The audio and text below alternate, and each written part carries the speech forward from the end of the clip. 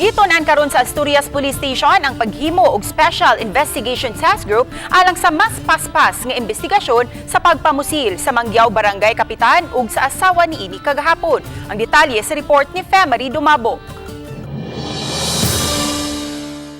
Gitugan ni Police Major Alden Zambrano ang hepe sa Asturias Police Station nga pipila pa ka mga kopya sa CCTV footage sa nagkadiyang dapit kalabot sa pagpatay kang Kapitan Mario Tundag ug sa asawa niini nga si Edna ang ilang nakuha. Nakigalayo na usab sila sa Balamban Police Station alang sa dugang pang CCTV footage ug sa investigasyon aron hingpit nga mailhan ng mga mamumuno. Gilagway nga hard killer ang duha. Samtang unom ka mga kabahang sa 45 kalibring armas ang nakuha sa crime scene. Initial info nga ang katong mga biktima na nga igo sa kanang butubukog yun. Kay mura man tong gitapdan sila niya, naluyo man natumangan man sila niya hanggat nasa luyo. So, posibleng agi bukubukog yun. Mato ni Zambrano, kay government official ang biktima usa na silang gitun-an ang posibilidad sa paghimo og SITG Tundag alang sa mas paspas nga resolusyon sa krimen.